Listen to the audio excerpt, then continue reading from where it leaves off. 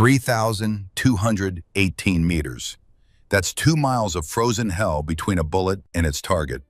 2 miles of screaming wind and blizzard snow, and air so cold it burns your lungs with every breath. 2 miles where gravity bends physics, where the Earth's rotation pulls trajectories sideways, where a single gust of wind can turn a perfect shot into empty space. And 9 American soldiers were about to die because the only person sent to bridge that distance was a woman they'd never heard of. They laughed when she arrived. They stopped laughing exactly 5.8 seconds after her second trigger pull. Alaska, February 2024. The kind of cold that doesn't just chill, it murders. Minus 34 Celsius at ground level. Winds sustained at 65 kilometers per hour, gusting to 85. Visibility measured in arm lengths. The sort of weather that makes helicopters fall from the sky and turns human skin to frostbite in under 90 seconds. Captain Garrett Blackwood had been awake for 38 hours. He pressed his back against the frozen rock face of the crevice and tried to remember what warmth felt like. His team, what remained of it, huddled in the narrow crack in the mountain like animals waiting for the kill. 9 men, 3 wounded, 1 dying. The dying one was Corporal Landon Pierce. Pierce lay on his side with his legs stretched out at an angle that made Blackwood's stomach turn. The bullet had punched through his thigh plate 36 hours ago, buried itself deep in the muscle above his knee. The wound had been manageable at first. Painful, yes. Bleeding, yes, but manageable. 36 hours in sub-zero temperatures changed everything. Master Sergeant Cole Merrick crouched beside Pierce, pressing a blood-soaked compress against the wound. But it wasn't the blood that worried Blackwood anymore. It was the color. Pierce's leg had gone from angry red to a grayish purple that looked like meat left too long in a freezer. The infection had set in fast, faster than any of them expected. And Pierce had stopped complaining about the pain 2 hours ago. When a soldier stops complaining about pain, it means the body is shutting down non-essential systems. It means the body is making choices about what it can afford to keep alive. Captain. Merrick's voice was barely a whisper, but it cut through the wind. Blackwood crawled over, his knees scraping against ice. Talk to me. He's going hypothermic, core temps dropping, the infection spreading. Merrick's hands were covered in Pierce's blood. They'd been covered in blood for most of the last day and a half. We need medevac. Now. Not in 6 hours. Not in 3. Now. Blackwood looked at Pierce's face. The corporal's eyes were open but unfocused, staring at something that wasn't there. His lips moved soundlessly. Blackwood had seen this before. Too many times before. I'm working on it, Blackwood said. That was a lie, and they both knew it. The radio sat in the corner of the crevice like a broken promise. Specialist Webb had gotten it working twice in the last 38 hours. Twice. Both times for less than 10 minutes before the battery died again, or the satellite connection dropped, or the atmospheric conditions turned the signal into static. The enemy sniper made sure they never had enough time. Every 3 to 4 hours, like clockwork, a single round would crack into the rocks near their position. Not aimed to kill, aimed to remind. The message was clear. I'm still here, you're still mine. Move, and I'll prove it. Blackwood had tried to get eyes on the shooter. Impossible.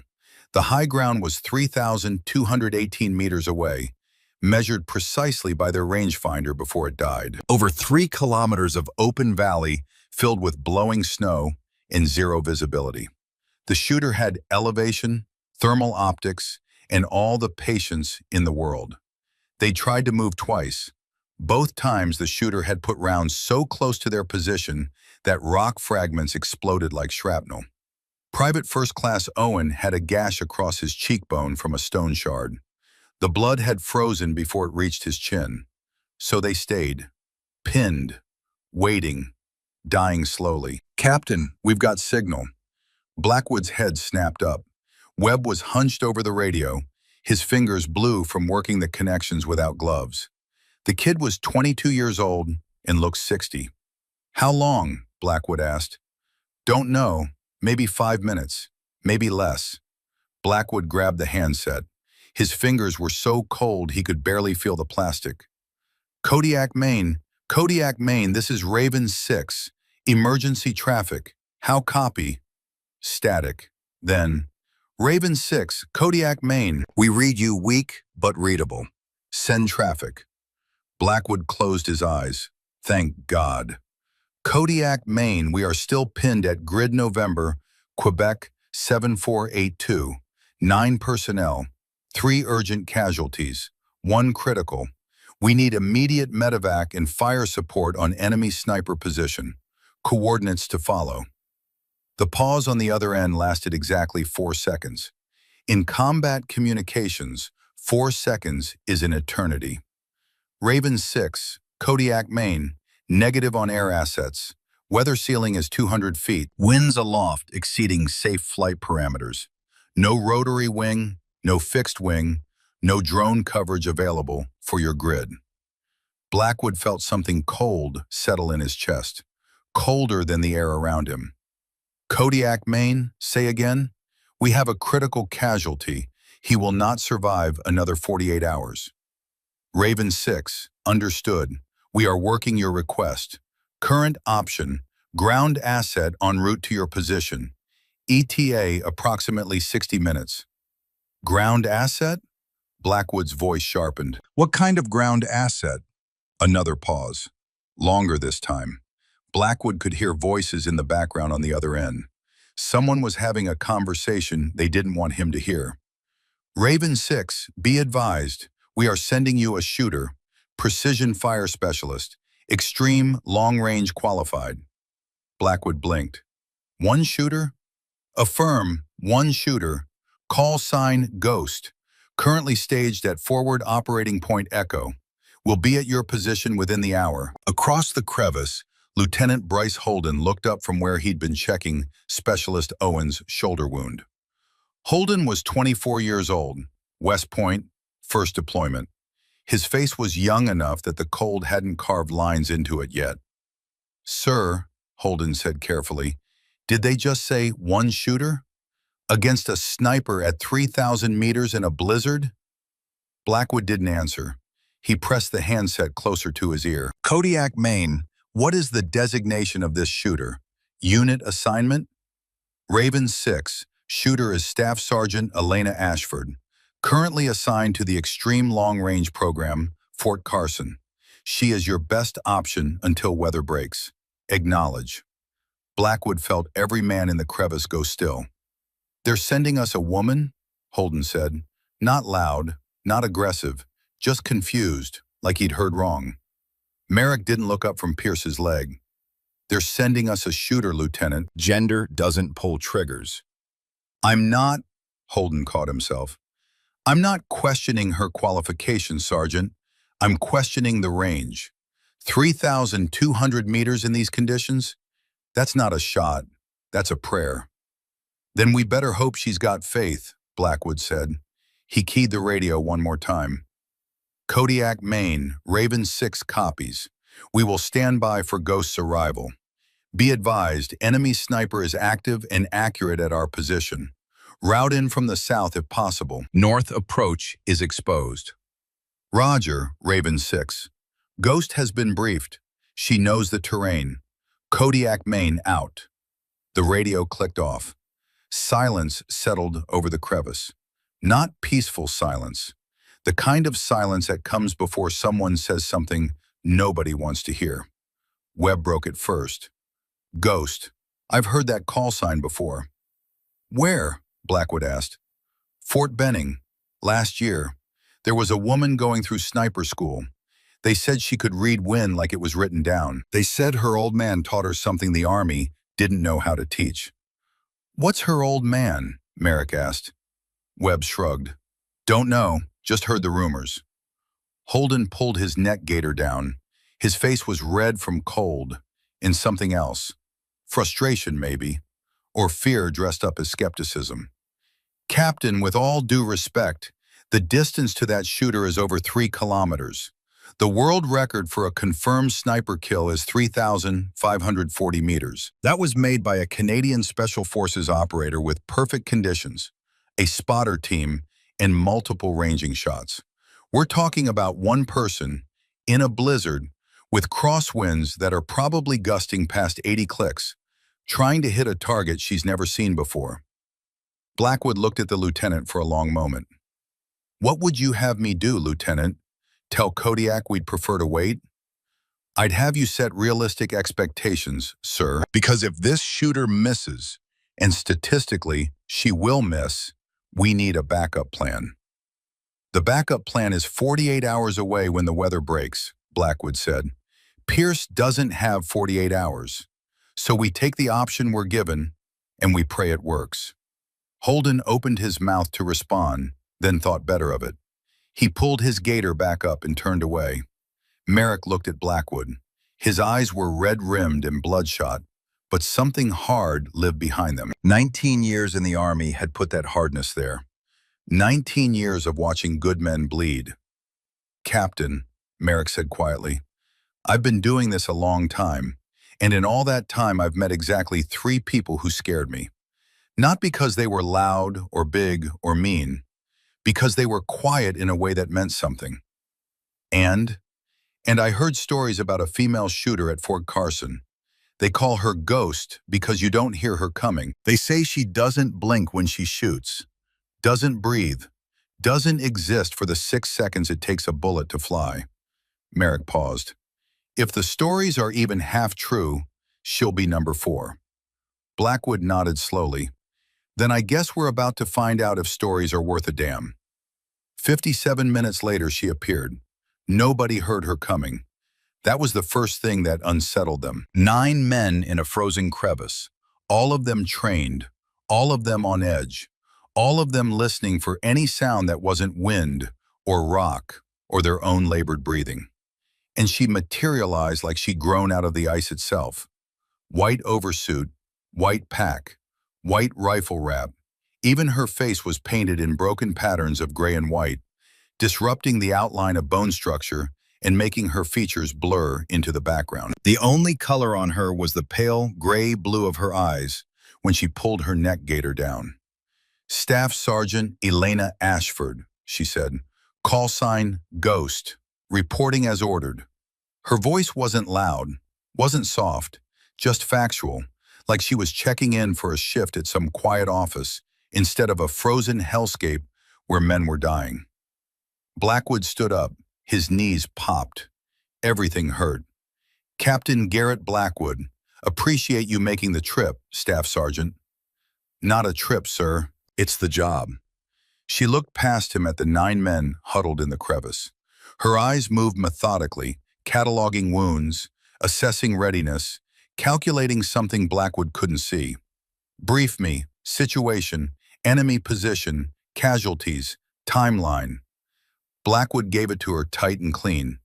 38 hours pinned. Enemy sniper at 3,218 meters. Elevated position, thermal optics, harassment fire every 3 to 4 hours. 3 casualties. Owen with shoulder wound, stable. Wallace with facial lacerations from rock fragments, ambulatory. Pierce with infected leg wound, critical condition, needs medevac within hours. Elena listened without expression. She didn't nod, didn't react, just absorbed information like a computer processing data. When he finished, she asked 3 questions. "Elevation difference between us and the shooter?" "Approximately 410 meters. He's above us." "Time interval between his harassment rounds?" "Random, but generally every 3 to 4 hours." "Wind pattern at your level?" Blackwood hesitated. "Sustained 60 to 70 kilometers per hour from the northwest, gusting higher." "I don't mean what you feel," Elena said. "I mean measured. Do you have wind data, atmospheric readings, barometric pressure over time?" "Negative. Our equipment died on day 1. Elena's eyes flicked to the sky, then back to Blackwood. "Understood." Holden leaned forward from his position against the rock wall.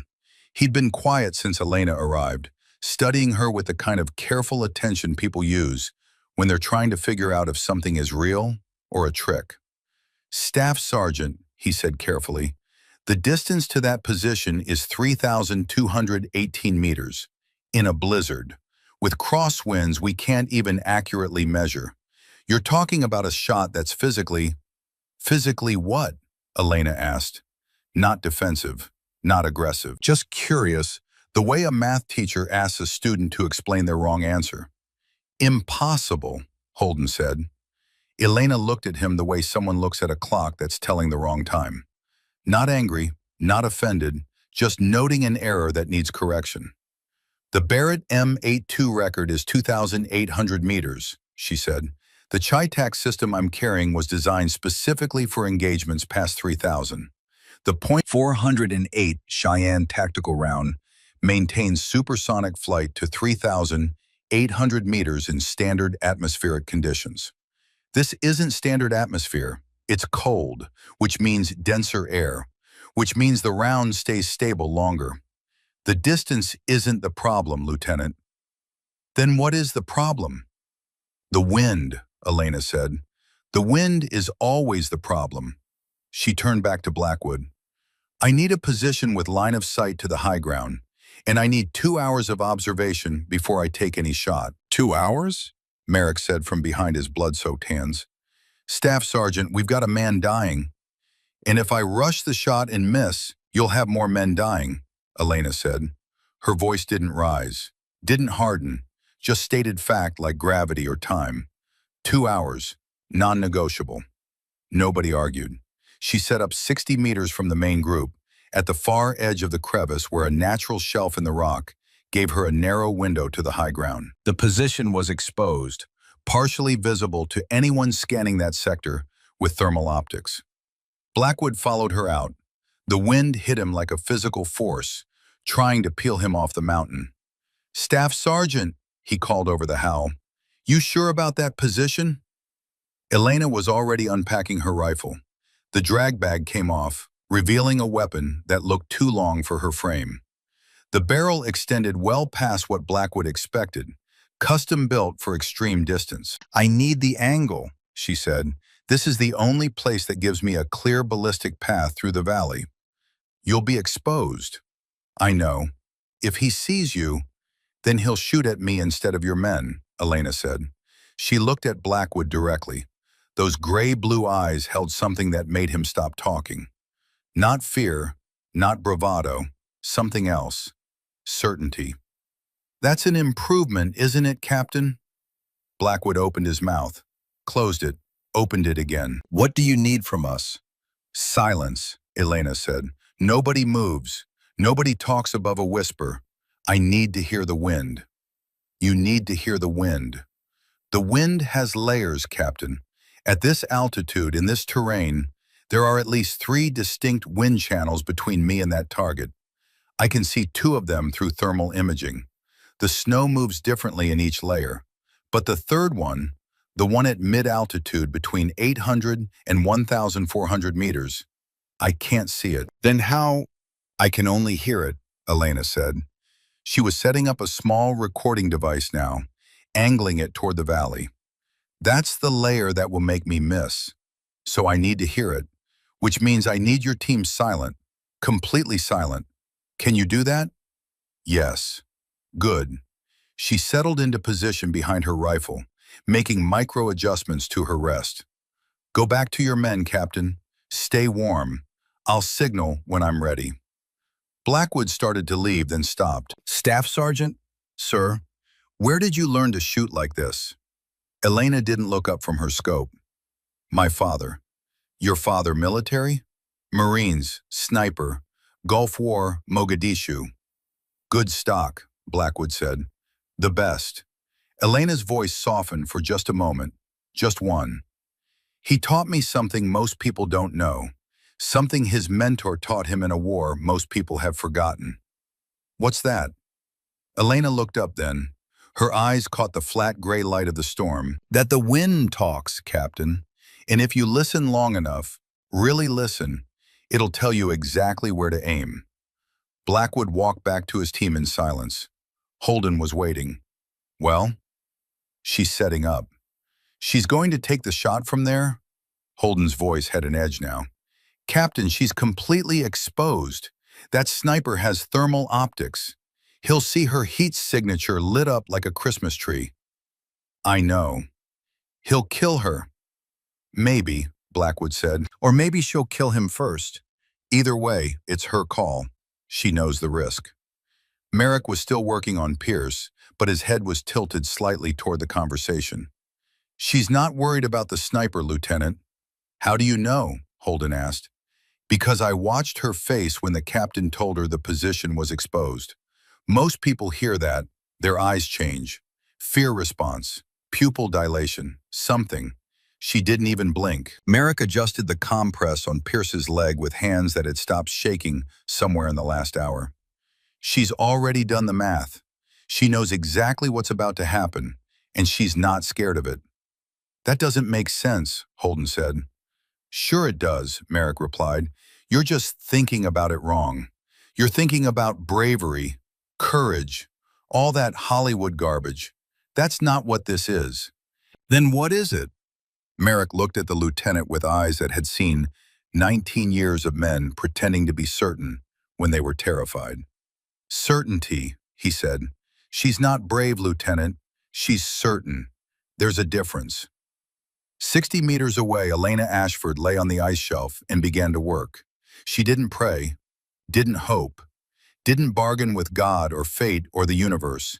She calculated. Distance, 3,218 meters. Confirmed by laser rangefinder before the battery died. Elevation angle, 8.1 degrees. The target was above her, which meant the bullet would fight gravity harder on the way up, then fall faster on the way down. Temperature, minus 34 Celsius at her position. Colder at altitude, probably minus 40 at mid-flight. Cold air is denser. Dense air slows bullets. She'd need to account for roughly 18 feet per second of velocity loss. Barometric pressure. She didn't have a working barometer, but she could feel it dropping. The way the air pressed against her skin. The way sound carried differently. A storm was building on top of the storm they already had. That would affect the bullet's flight path in ways her ballistic computer couldn't predict. Humidity, near zero. Dry cold, good for ballistics. Water vapor bends light and slows bullets. Dry air is honest air. Spin drift, at 3,218 meters, with a right-hand twist barrel, the bullet would drift approximately 4.2 meters to the right of her point of aim. Physics, not negotiable. Coriolis effect, 1.1 meters at this latitude. The Earth rotates beneath a bullet in flight. At extreme distance, you have to account for planetary motion. Most people don't think about shooting around the curve of the Earth. Elena did. And then there was the wind. She pulled out her notebook, waterproof paper, pencil, no electronics because electronics freeze and mathematics doesn't. She began recording what she could see through her thermal scope. The snow didn't fall straight. It moved in rivers. 3 rivers. One near the ground, maybe 50 meters up, moving right to left. Visible through thermal as a distinct pattern of cold air displacing warmer air. One higher, perhaps 500 meters altitude, moving left to right, counter-rotating, also visible. And the third one, the one at mid-altitude, somewhere between 800 and 1,400 meters downrange. That layer was in a thermal dead zone where the snow had already sublimated, turned directly from ice to vapor without melting. No visible particles to track, no thermal signature to read, but she could hear it. Elena activated her acoustic recorder and listened. The wind sang, 3 different frequencies layered over each other like an orchestra warming up. Low frequency at ground level, 35 to 40 hertz, the deep bass note of air moving through the valley floor. High frequency up top, 75 to 80 hertz, the sharp whistle of wind compressed through the mountain peaks. And between them, the mid-range, the one she couldn't see, 55 to 60 hertz when it was running full strength. But every 21 to 23 minutes, She'd observed this 4 times now. The frequency dropped. 55 hertz down to 45. The mid-altitude wind would slow for 15 to 20 seconds. Not a full lull, not calm, but a reduction. A window. That window was the difference between a hit and a miss. She wrote the numbers down. Not because she'd forget them, because documentation is what turns impossible into fact. And facts don't care who laughed. Bullet flight time at 3,218 meters with a .408 Cheyenne Tactical, 5.8 seconds. 5.8 seconds. Most gunfights are decided in fractions of a second. A bullet at close range arrives before the sound of its own gunshot. Even at long range, say 1,000 meters, the flight time is barely over a second. But 5.8 seconds is an eternity. In 5.8 seconds, the wind could shift 3 times. The target could move. The temperature gradient along the bullet's path could change the air density enough to alter trajectory by meters. She wasn't shooting at a man. She was shooting at a point in space where she predicted a man would be in 5.8 seconds, through an atmosphere she couldn't fully measure. Across a distance most people couldn't drive in under 3 minutes, and she had to be right within 18 inches. She pressed her eye to the scope and watched. Minute 67. The enemy sniper fired another harassment round. It impacted the rock wall above Blackwood's position, sending fragments spraying across the crevice. She heard someone curse, heard Merrick calling for pressure on a wound. The enemy was reminding them he was still there. Elena didn't move. Minute 83. She observed the 4th wind pattern cycle, 22 minutes from the last one. The frequency dropped from 58 hertz to 47, held there for 17 seconds, then climbed back up to 61. Consistent, predictable, exploitable. Minute 91. Her barrel temperature had dropped 4 degrees since she'd set up. The metal was contracting in the cold. That would affect the harmonic vibration of the barrel when she fired. Every rifle barrel whips when a bullet passes through it, flexes and oscillates in a pattern unique to that specific weapon. Elena had fired over 5,000 rounds through this exact barrel. She knew its resonance the way a musician knows the voice of their instrument. In this cold, the barrel would be stiffer. The harmonic would be tighter. The bullet would leave the muzzle fractionally higher than it would in normal conditions. She adjusted her elevation down by 1/10 of a milliradian. Nobody watching would have seen her move. The adjustment was microscopic. But that 1/10 of a mil at 3,218 meters was the difference between a hit and a miss by almost 12 inches. Minute 104. Elena felt it before she saw it. A subtle shift in pressure against her left cheek. The wind was changing. Not at ground level, that was still steady, but higher up. The frequency in her headset was shifting. 60 hertz down to 58, down to 55. The 5th window was opening. She placed her finger on the trigger, not pressing, resting. Her adjustments were already dialed. 2 meters left correction for the gust pattern she'd identified. Additional 0.2 mils of elevation for the temperature drop in the last 20 minutes. Spin drift recalculated for the slightly lower muzzle velocity of a barrel that had cooled further in the cold. Every variable accounted for except one. She couldn't account for what the wind would do in the 6th second. No human could. All she could do was read the pattern, trust the mathematics, and accept that the rest was physics. Minute 119. The snow shifted. The mid-altitude river of wind hesitated, just slightly, like a singer pausing between phrases. Elena pressed the push-to-talk button on her radio. 1 click. In the crevice 60 meters away, Blackwood heard it. He looked at Merrick. "She's going to shoot," Merrick said quietly. Every man who was conscious went still. Even Pierce, drifting in and out, seemed to sense the change in the air. Elena breathed in, let half the breath go. Between heartbeats, in that ancient silence that exists between one pulse and the next, she broke the trigger. The rifle cracked like thunder against the rock walls. The recoil drove into her shoulder. Familiar. Expected. Absorbed. She didn't blink. Didn't breathe. She watched through the thermal scope. 1 second. 2 seconds. The bullet passed through the first wind layer. She could see its trajectory as a faint disturbance in the thermal image, like a stone skipping across water. 3 seconds. Falling now. 62 meters below the original line of sight, exactly as calculated. 4 seconds. Spindrift pulling it right. Coriolis pulling it left. Gravity pulling it down. 5 seconds. The bullet entered the mid-altitude layer, the layer she could only hear. The layer that was supposed to be quiet. 5.8 seconds. The thermal signature on the high ground didn't move, didn't flinch, didn't react. Miss. Elena's jaw tightened, just barely. A millimeter of movement in the muscles around her mouth. That was the only sign she gave. She pulled the data. Wind had gusted 11 degrees off prediction at the moment of firing. A microburst. Invisible.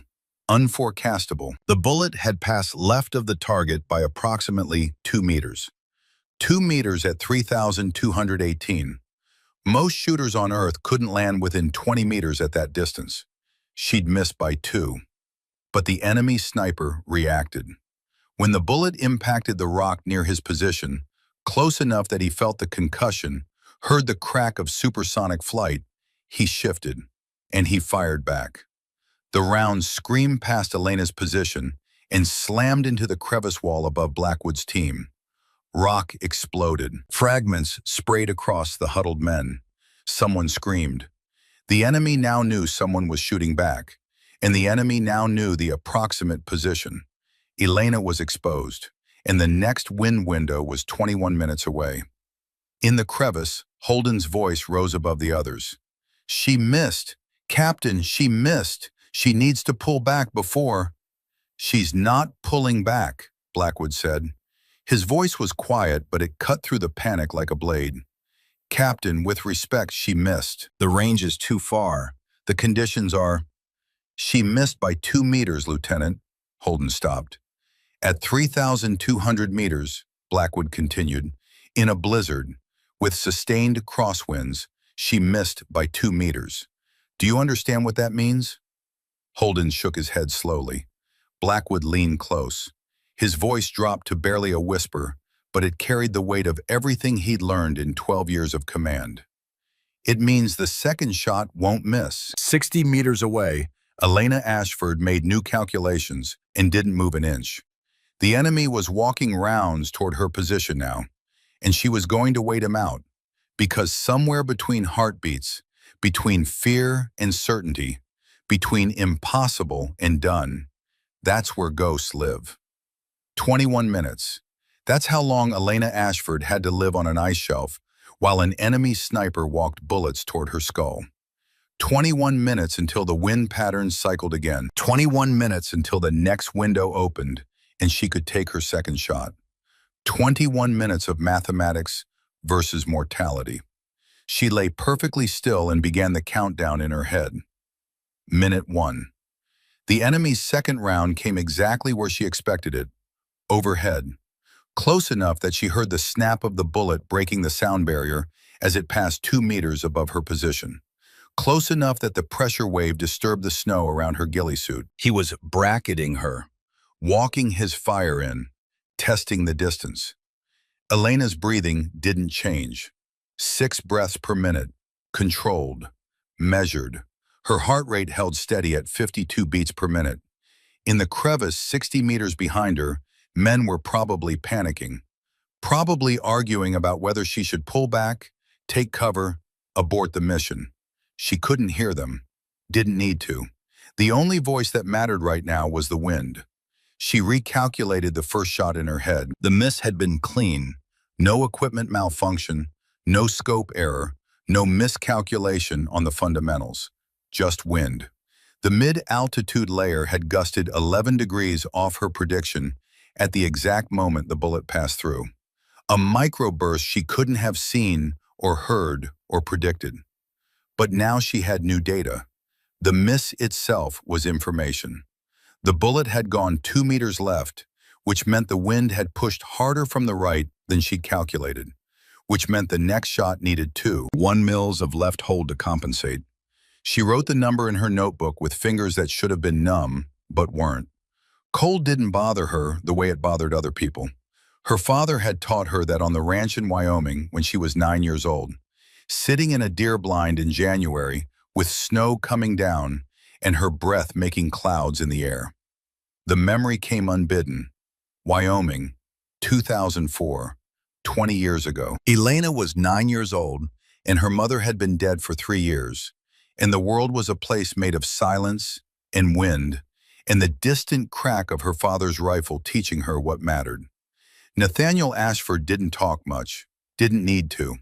He communicated in demonstrations, in patterns, in the careful repetition of actions until they became reflexes, buried deeper than thought. "Watch the grass," he said. They were sitting on a ridge overlooking the north pasture. Below them, maybe 400 yards out, a coyote was circling the fence line where 3 calves grazed. The coyote had already killed 2 calves that week. Tonight it would kill again unless someone stopped it. Elena watched the grass. It moved in waves. Not uniform waves, different patterns at different heights. Near the ground, the blades bent left to right. Higher up, maybe 2 feet off the ground, they swayed right to left. 2 layers, Nathaniel said. "You see it?"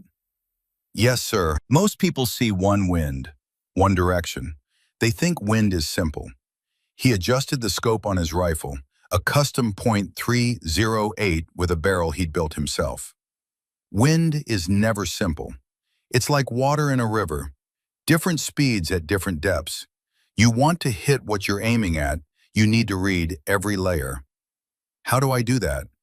You watch, you listen, and you learn to hear what the wind is saying when it's not making any noise at all. That didn't make sense to 9-year-old Elena. Wind was noise. Wind was the howl outside her bedroom window at night, the rattle of the barn door, the whistle through the fence posts. Nathaniel saw her confusion. He put down the rifle and held up one hand, palm flat, moving it through the air in front of her face. "Feel that?" "Yes, sir. That's ground-level wind, maybe 5 miles an hour. Now watch." He moved his hand higher, above her head. "Feel it now?" Elena concentrated. The air pressure against her face changed, slightly, barely, but it changed. "Different," she said. "Different speed, different direction, same air, different layer." He lowered his hand. "The bullet has to fly through all of it, every layer, every change. You miss one, you miss the target." "How do you know what every layer is doing?" Nathaniel picked up the rifle again, settled into position. His breathing slowed. His body went still in a way that made him look like part of the landscape instead of something separate from it. "You listen," he said. "Close your eyes." Elena closed her eyes. "What do you hear?" "Wind." "What else?" She concentrated. At first there was just the low rush of air moving across the valley. But then, underneath that, she heard something else, a higher pitch, a hum that oscillated between 2 frequencies. "There's a sound," she said, "like a note. It changes. That's the mid-level wind, the layer you can't see. It's moving through that gap between the 2 ridges over there, and the gap acts like a wind tunnel. When the wind speeds up, the pitch goes up. When it slows down, the pitch drops." Elena opened her eyes. "You can tell wind speed by sound?" "If you practice enough." Nathaniel's eye was pressed to the scope now. "Your grandfather taught me this. He learned it from a gunnery sergeant named Tobias Kincaid during the Korean War. Kincaid was a sniper at the Chosin Reservoir in 1950. Coldest winter in 100 years. Wind so bad it froze men solid where they stood. Kincaid couldn't see the wind because of the snow, so he learned to hear it instead. Did it work? Kincaid made 47 confirmed kills in conditions that should have made shooting impossible. He survived Chosin when 70% of his battalion didn't. He made it home, trained new snipers for 30 years, and died in 2006 at age 78. Nathaniel's finger moved to the trigger. "So yes, it worked. The rifle cracked. 400 yards away, the coyote dropped mid-stride and didn't get back up. Nathaniel worked the bolt, ejecting the spent brass. He caught it before it hit the ground and handed it to Elena. "That's yours now. First lesson. Keep it." Elena held the warm brass in her small hand. It smelled like burned powder and metal. "What's the lesson?" she asked. Nathaniel looked at her with eyes that were the same gray-blue as her own. Eyes that had seen things in Mogadishu and the Gulf that he would never talk about. Eyes that held everything her mother's death had taught him about impermanence and the importance of passing on what mattered. The lesson is that the world is going to tell you what's possible and what's not possible. It's going to draw lines and say you can't cross them. Men will tell you. Women will tell you. The whole damn universe will line up to explain your limitations. He stood up, slinging the rifle. But mathematics doesn't care about opinions. Physics doesn't care about what people think. The wind doesn't care who's listening. If you learn to read what's actually there, instead of what people say should be there, you'll do things they say can't be done. Like what? Nathaniel looked out across the valley. The sun was setting, the wind was picking up, winter was coming, and the ranch work was never finished. And his daughter was growing up in a world that would try very hard to make her small. "Like anything you want," he said. Alaska, 2024, present. Elena opened her eyes. Minute 7. The memory had taken maybe 30 seconds. The wind hadn't changed. The enemy sniper hadn't fired again. Everything was exactly as it had been, except now she had clarity. Her father had taught her this. Not just the acoustic wind reading, not just the mathematics of extreme range shooting. He taught her how to be still when stillness was the hardest thing in the world. How to wait when waiting felt like dying. How to choose the mission over yourself. In the crevice behind her, she heard Ray's voices, muffled by distance and wind, but urgent. Someone was arguing. Probably the lieutenant.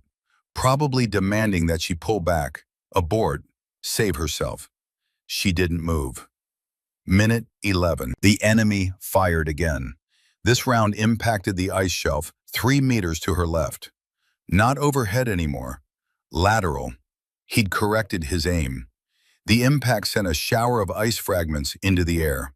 Some of them hit her. Sharp edges of frozen water traveling at high velocity, propelled by the shockwave of a .338 Lapua Magnum round hitting solid ice. One fragment, maybe the size of a quarter, sliced across Elena's left cheek just below her eye. She felt the impact, felt the warm blood start to flow, felt it freeze almost immediately in the -34-degree air, creating a line of ice on her face that pulled at her skin. She didn't move. In the crevice, someone was shouting. She couldn't make out the words, but the tone was clear. Panic. Fear. The sound of men watching someone die and being unable to stop it. Minute 15. Her internal monologue, the voice that had been silent for most of her adult life, trained into submission by years of discipline, suddenly spoke. "He's going to hit you before the window opens." Elena's response was immediate and certain. "I know." "Then why are you still here?" "Because if I move, I lose the position. If I lose the position, I have to recalculate everything. New angle, new wind reading, new ballistic solution. That's another 2 hours. Corporal Pierce doesn't have 2 hours. He dies if I move. So you're choosing to die instead?" "I'm choosing the math that works. The math says I have a 12% chance of being hit with each shot the enemy takes. 88% chance I survive each one. Pierce has 0% chance if I abort. The equation is simple. That's not how human beings think. I'm not thinking like a human being right now. I'm thinking like a bullet." The internal voice went quiet. Elena adjusted her scope by 1/10 of a mil. The barrel temperature had dropped another 2 degrees. The propellant in her remaining cartridge would burn slightly slower in the cold. Muzzle velocity would decrease by approximately 18 feet per second. That meant the bullet would arrive 0.12 seconds later than her initial calculation. That meant it would drop an additional 1.4 meters. She dialed the correction. Minute 16 brought another memory. Uninvited but insistent. Fort Benning, Georgia, 2019. 5 years ago. Sniper School. Week 3. 43 candidates had started. 31 men, 12 women. By week 3, the class was down to 19. 8 men, 3 women. The rest had failed land navigation, failed physical fitness tests, failed to maintain the mental discipline required to lie motionless for 8 hours watching a target that might never appear. Elena was still there.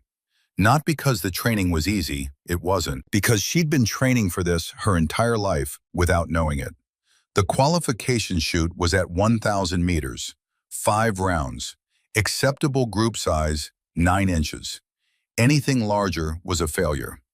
Elena settled into position behind her rifle, a standard Army M24, not the custom weapon she would later carry.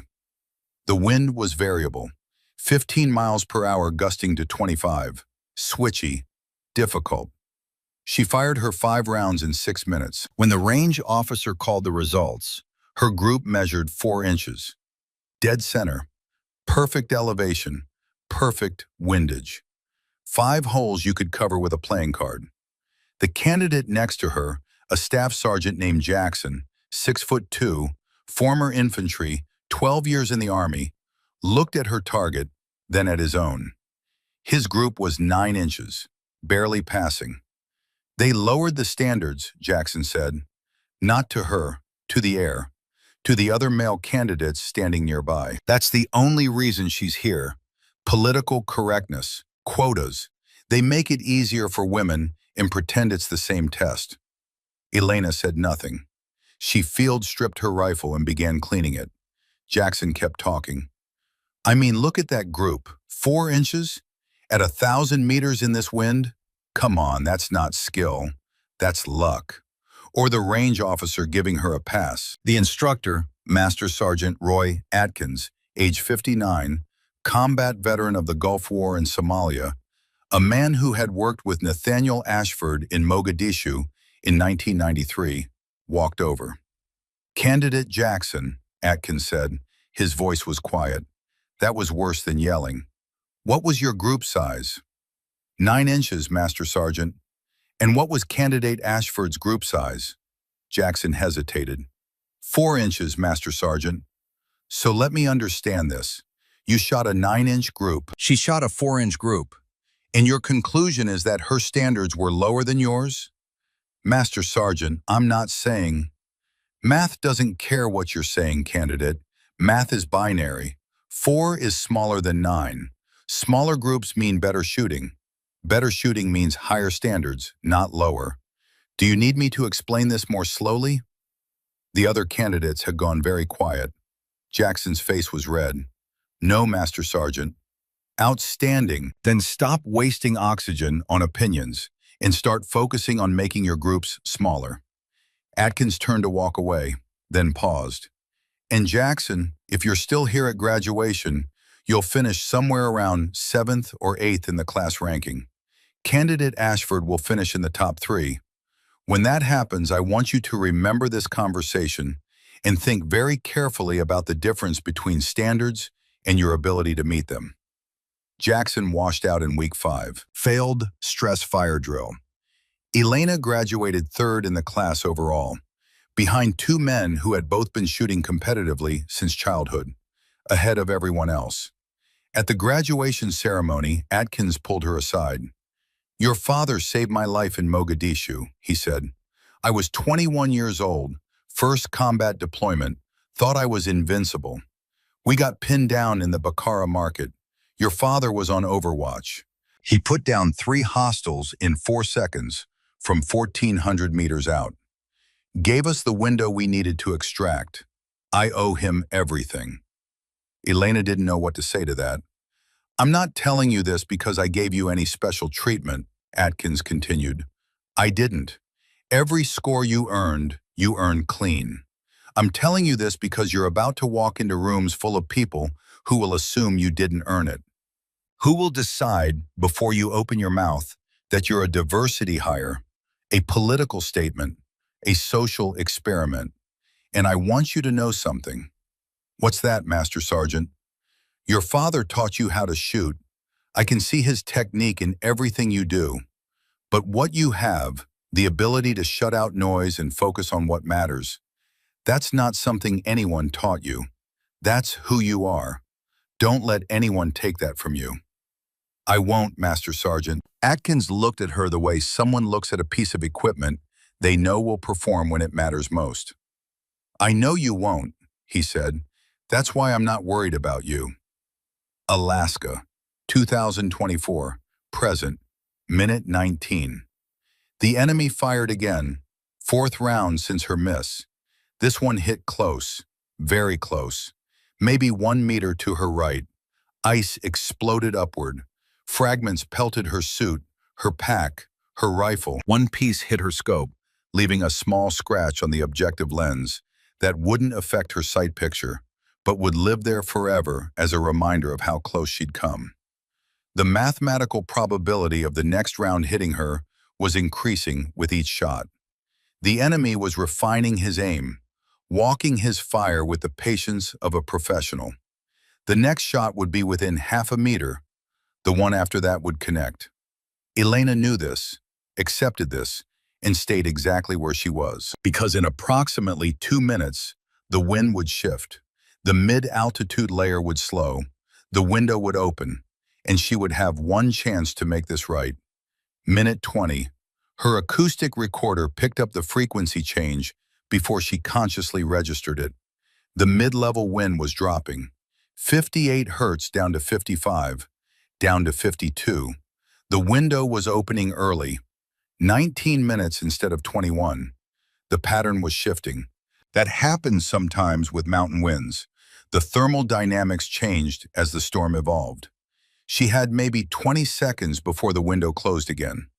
Elena's hands moved with the speed of unconscious competence. Muscle memory built over 5,000 trigger pulls. Her breathing slowed. 6 breaths per minute down to 4, down to 2. Her heart rate dropped. 52 beats per minute down to 48, down to 44. She placed her finger on the trigger. The adjustments were already made. 2. 1 mil left for wind compensation. 0.4 mils up for the barrel temperature and velocity loss. Spin drift calculated. Coriolis calculated. Gravity calculated. Everything that could be known, she knew. Everything that couldn't be known, she accepted. This was the moment her father had prepared her for without ever saying it explicitly. The moment where mathematics ended and faith began. Not faith in God or destiny or luck. Faith in the purity of repetition. Faith that 5,000 perfect trigger pulls would produce a 5,001st perfect trigger pull.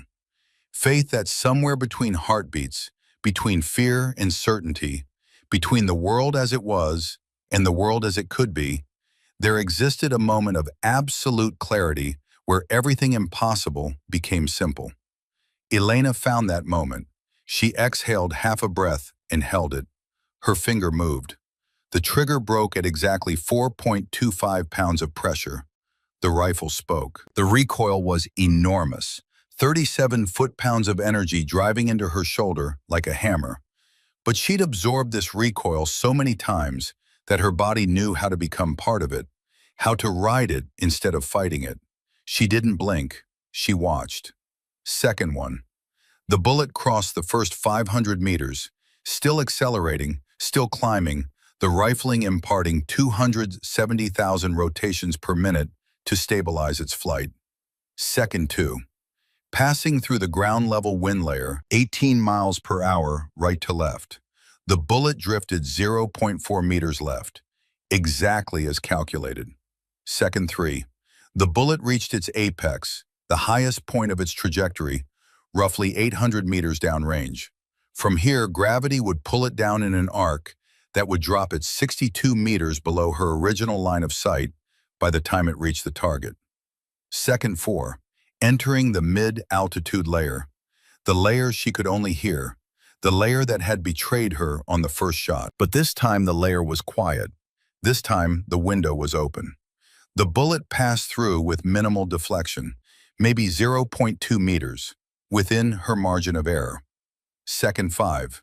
Spin drift pulling the bullet 4.2 meters right.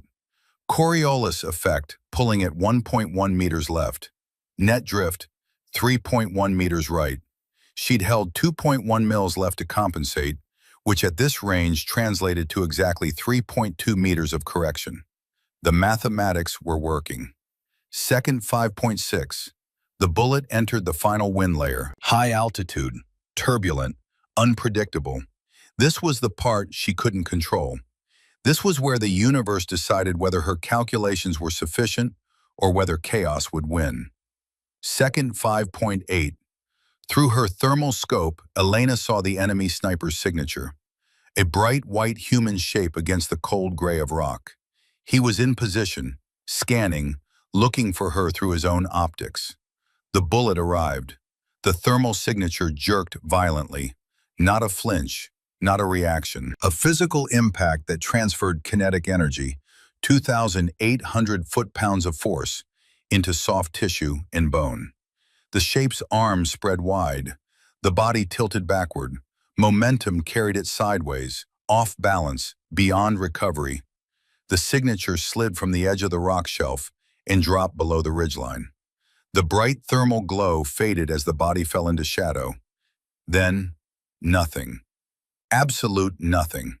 Elena kept watching. 1 minute, 2 minutes, 3. No return fire. No movement. No secondary heat source moving to recover the body or take up the position. The valley was silent except for the wind. And then, from 60 meters behind her, a voice. Raw and cracked and barely above a whisper. Master Sergeant Cole Merrick's voice. Hit. Confirmed hit. Target down. For exactly 3 seconds, nobody in the crevice made a sound. Then someone started crying. Not sobbing, just the quiet tears of men who thought they were going to die and just learned they might live. Nobody cheered. Nobody shouted. This wasn't a football game or a training exercise. This was 9 men who had spent 38 hours in a frozen hell watching their friend die by degrees. And a woman they'd never met had just given them a chance to see home again. Captain Garrett Blackwood sat down heavily on the frozen ground. He put his hands on his knees, and he breathed. Just breathed. The first full breath he'd taken in 38 hours. Lieutenant Bryce Holden sat against the rock wall with his mouth open. He looked like someone had just explained a magic trick, and he still didn't understand how it worked. Corporal Landon Pierce, delirious with fever and infection, opened his eyes and looked at Merrick. Did she do it? Pierce's voice was barely audible. Merrick pressed his blood-soaked hands harder against the wound that had been killing Pierce for a day and a half. Tears cut tracks through the grime on his face. Yeah, Landon, Merrick said. She did it. 60 meters away, Elena Ashford pulled back from her scope. She rolled onto her side and reached for her notebook. Her hands were steady. They were always steady. She opened to a clean page and began writing. Shot number 2. Distance, 3,218 meters. Wind compensation, 2.1 mils left. Temperature, minus 34 Celsius. Barrel temperature, minus 8 Celsius. Estimated muzzle velocity, 3,150 feet per second. Time of flight, 5.8 seconds. Result, confirmed hit. Then she added one more line. Not standard documentation, not tactical data, just truth. For Mom, who taught Dad to teach me. For Dad, who listened. For Gunny Tobias Kincaid, who started this chain in Korea 74 years ago. And for everyone who said impossible. She closed the notebook. Somewhere in the distance, she heard the enemy spotter retreating. Thermal signature pulling back over the ridgeline, abandoning the position, abandoning any thought of recovering the body. They were afraid now. One bullet, one single .408 Cheyenne tactical round fired through a blizzard, across a distance most people couldn't accurately describe, had collapsed their entire tactical advantage. Not because of the damage it did, because of what it proved. There was no safe distance anymore. 14 minutes after the shot, the enemy was gone. Confirmed by thermal imaging, the high ground that had been a death trap for 38 hours was now empty. 3 hours later, two Black Hawk helicopters punched through the storm. The pilots flew in conditions that violated every safety protocol in the book. But they flew anyway because 9 Americans needed extraction and the weather window wouldn't last. They loaded Corporal Pierce first, then Specialist Owen, then the walking wounded. The rest boarded under their own power. Men who had been sitting in frozen hell for 38 hours, who had watched their friend turn gray with infection, who had been certain they would die on this mountain. They walked to the helicopters like men who couldn't quite believe they were allowed to live. Elena walked 30 meters behind the group, alone. Nobody had invited her to walk with them, and she hadn't asked. This was standard. This was how it always went. She'd done her job. They'd survived. The mathematics had worked. The rest, the camaraderie, the brotherhood, the bonds formed in shared suffering, those belonged to them. She carried her rifle across her back and her notebook in her chest pocket and moved through the snow like she'd been born in it, which, in a way, she had been.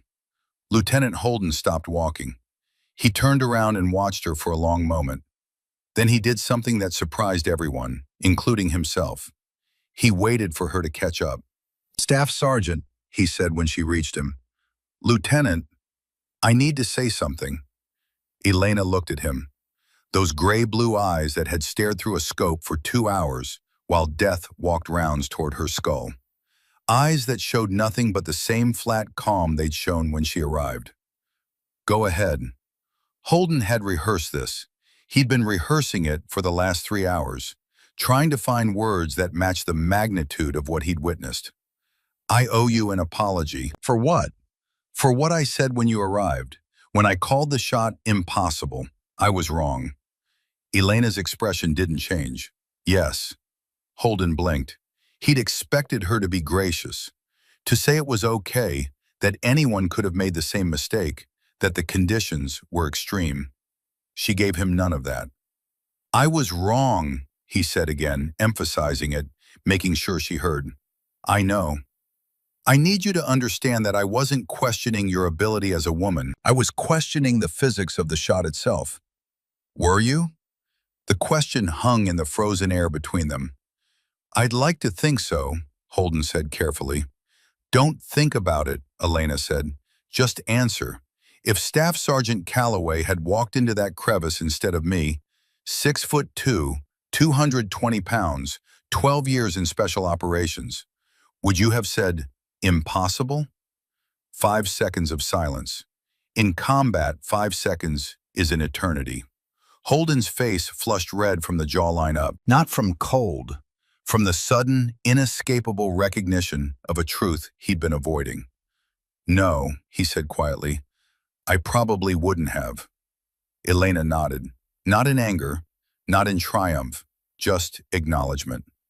"You misjudged the math, Lieutenant, and you misjudged the math because you misjudged me, and you misjudged me because of something that has nothing to do with ballistics or wind or physics."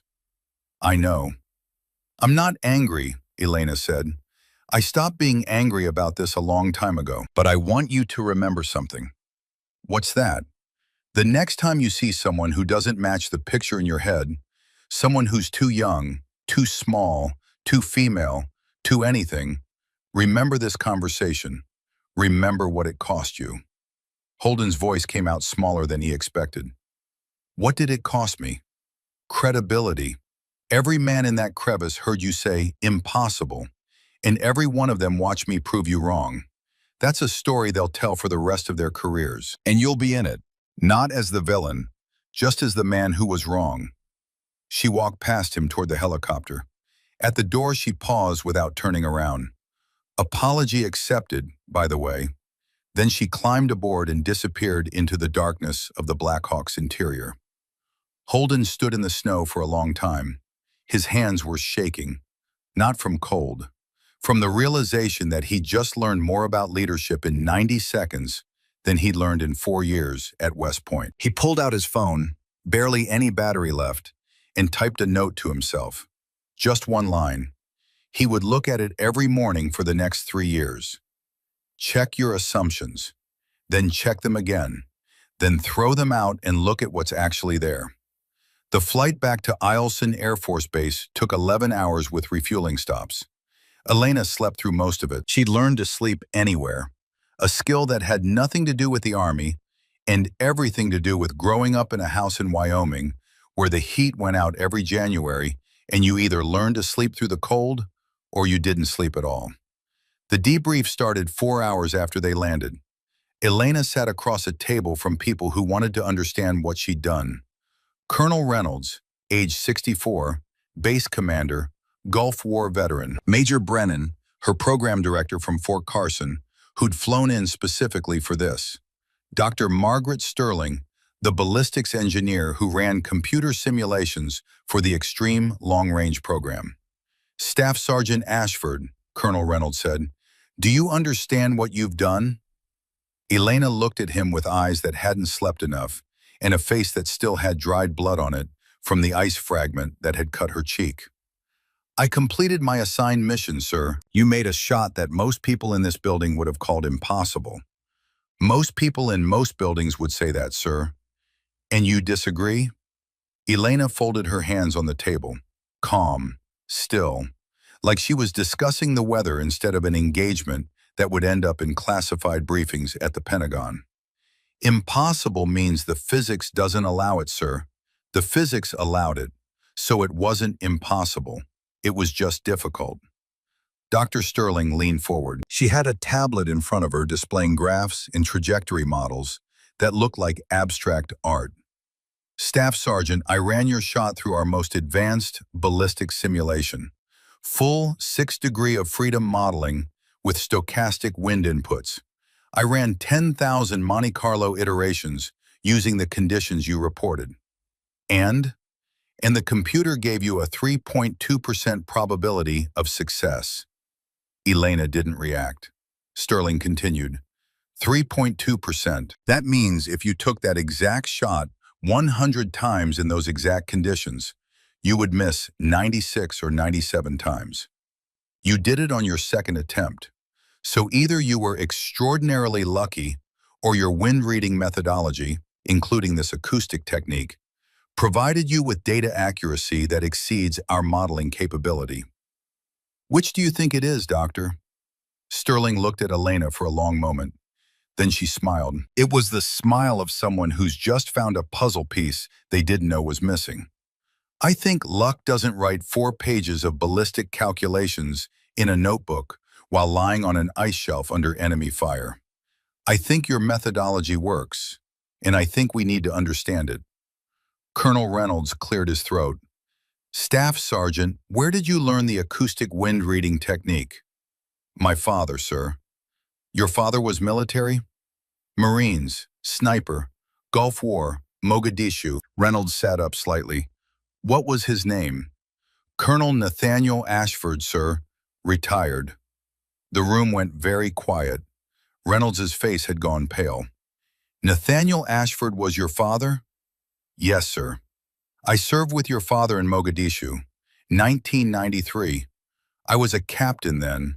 Your father was on overwatch during the Bakara market engagement. He saved 14 Marines that day with 3 shots from 1,400 meters out. I was one of them." Elena said nothing. This happens sometimes. Her father had served for 26 years, had deployed to 2 wars, had trained hundreds of Marines.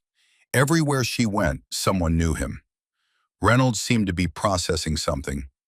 "And he taught you the acoustic technique?" "Yes, sir. He learned it from his mentor, Master Sergeant Tobias Kincaid.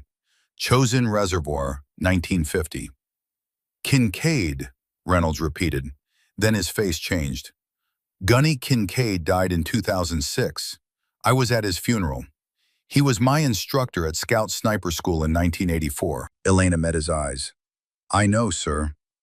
"Then that means Reynolds stopped, looked at Dr. Sterling, back to Elena. That means there are only two people alive who know that technique. You and your father. Yes, sir. And you just used it to accomplish something our best computer simulations said had a 96.8% chance of failure. Yes, sir. Reynolds leaned back in his chair. He looked like someone who just watched the world rearrange itself into a new shape. I'm recommending you for the Silver Star, he said. Not for the shot, for staying in position under direct enemy fire while a hostile sniper walked rounds onto your location. That's not marksmanship, Staff Sergeant. That's valor. Elena's expression didn't change. Respectfully, sir, I'd prefer the commendation go on my record without a public ceremony. Why? Because ceremonies create narratives, sir, and narratives get distorted. The shot was mathematics. The decision to stay was mathematics. I'd rather the data speak for itself. Reynolds studied her. The data speaks pretty loudly, Staff Sergeant. Yes, sir, that's sufficient. The debrief ended 90 minutes later. Elena walked out of the room with orders to return to Fort Carson within 72 hours. Major Brennan would be developing a training module based on her acoustic wind technique. She would teach it to the entire ELR unit. In the hallway outside, she almost walked past Captain Blackwood. Staff Sergeant. Elena stopped, turned. Captain. Blackwood looked older than he had on the mountain. The kind of aging that happens when stress releases and the body finally admits how close it came to breaking. I wanted to tell you something, he said. Sir, Corporal Pierce is out of surgery. Full recovery expected. The doctor said another 2 hours in that cold and we would have lost the leg. Maybe lost him. Elena nodded once. I'm glad he's going to be okay, sir. I wrote a letter, Blackwood continued, unofficial, for your service record. I sent it to Major Brennan. Sir, you didn't need to. Yes, I did. Blackwood's voice was firm. Because someday, someone is going to look at your file. They're going to see the numbers. 3,218 meters. Second round hit. Minus 34 Celsius. And they're going to think they understand what happened. They won't? No, because the after-action report doesn't capture the part that matters. It doesn't capture the 21 minutes you spent on that ice shelf while rounds impacted around you. It doesn't capture the fact that you chose 9 strangers over your own life and then documented it like a science experiment. Blackwood took a step closer. What you did up there wasn't just extraordinary shooting, Staff Sergeant. It was a decision that most people, most trained soldiers, wouldn't have the steel to make. You deserve to have that on record. Not the version that fits in a data table. The version that's true. Elena's throat felt tight. She didn't trust herself to speak for a moment. Thank you, sir. Thank you, Staff Sergeant, for everything. Blackwood walked away. Elena stood alone in the empty hallway of Eielson Air Force Base, 4,000 miles from Wyoming, 72 hours from returning to Fort Carson, and for the first time since she'd pulled that trigger, she felt something crack in the armor she'd built around herself. Not breaking, just cracking. Just enough to let something in. She pulled out her satellite phone, the one she carried on every deployment, the one with exactly one number programmed into it. She dialed. It rang once, twice, 3 times, 4, 5, 6. On the 6th ring, her father answered. Yeah, one word. That was Nathaniel Ashford's standard greeting. One word that meant, I'm here, I'm listening, talk to me. Dad, it's me. I know. Silence. The comfortable kind. The kind that exists between two people who've had this exact conversation 100 times in 100 different ways. I made a shot, Elena said. How far? 3,218. Pause. Not a normal pause.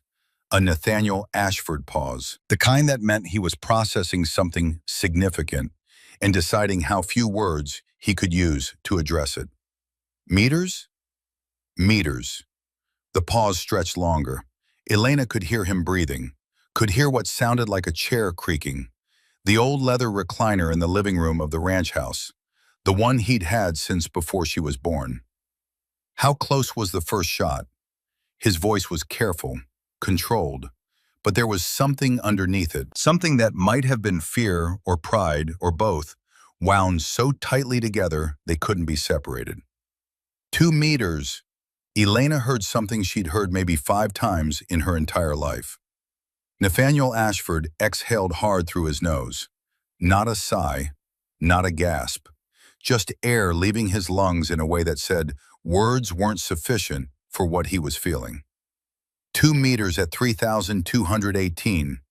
His voice was quiet. In what conditions?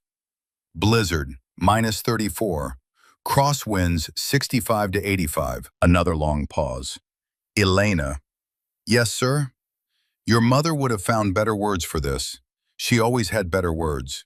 I'm looking for them, but all I've got is this. That's not just good shooting.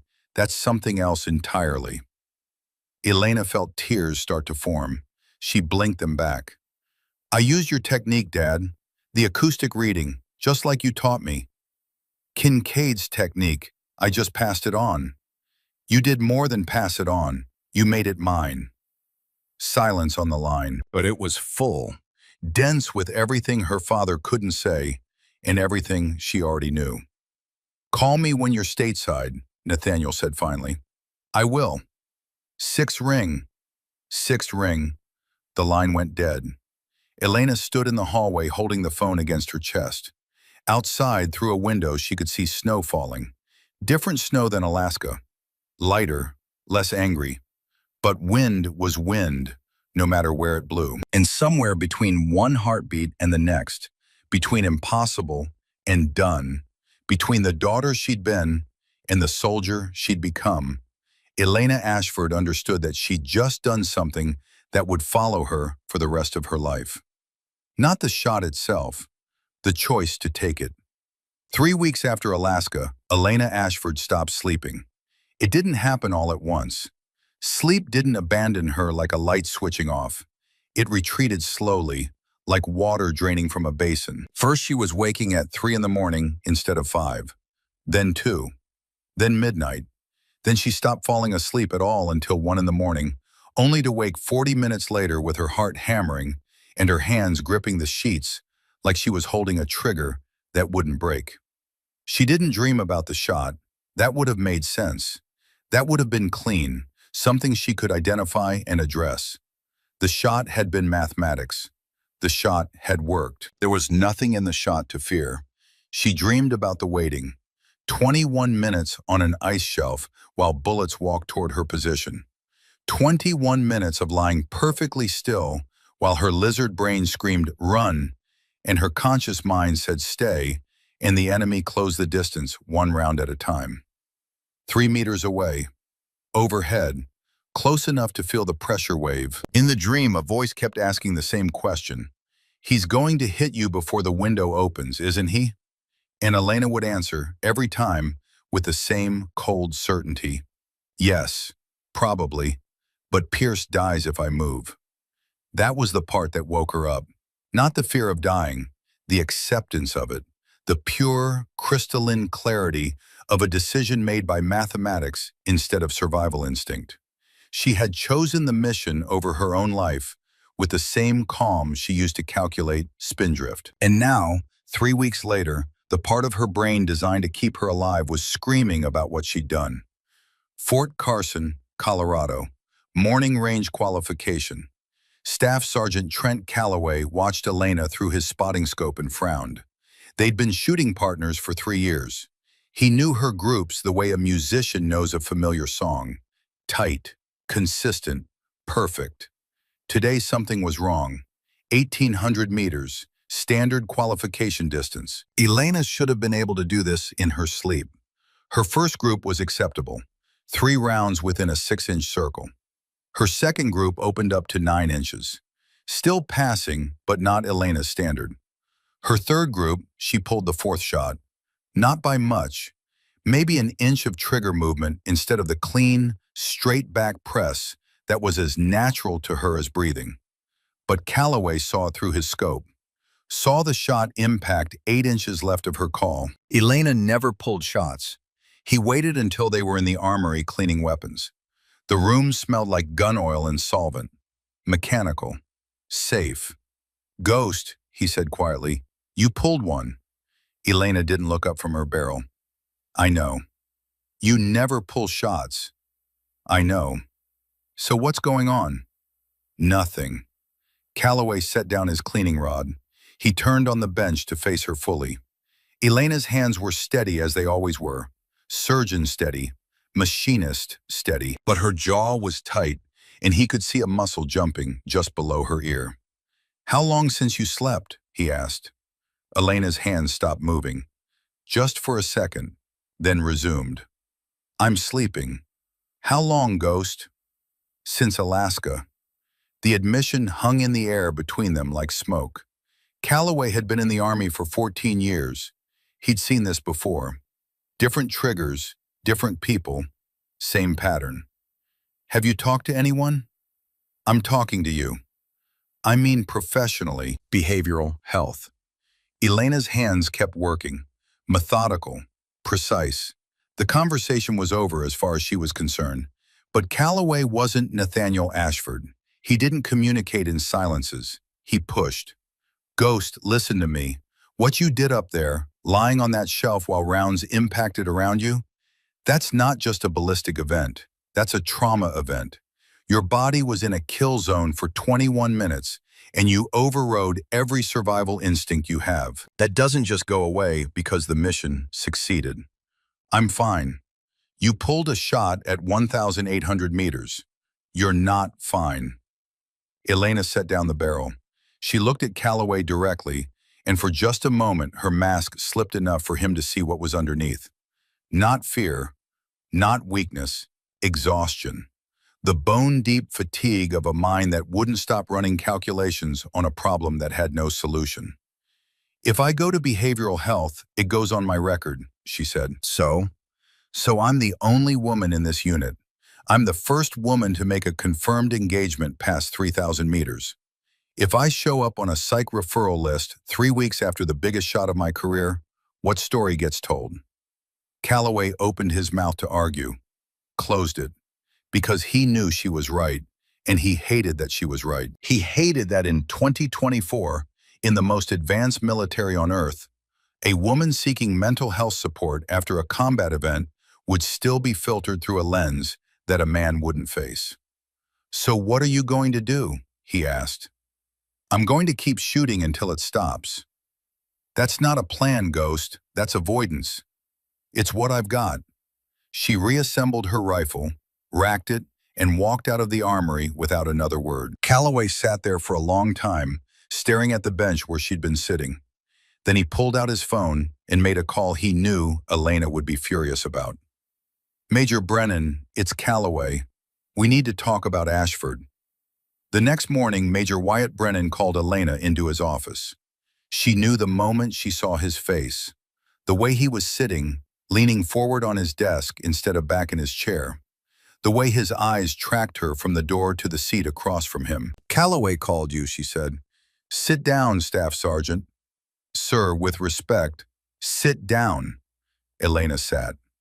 Brennan was 52 years old, barrel-chested, gray at the temples. He'd commanded Special Forces teams in 3 countries before taking over the Extreme Long-Range Program.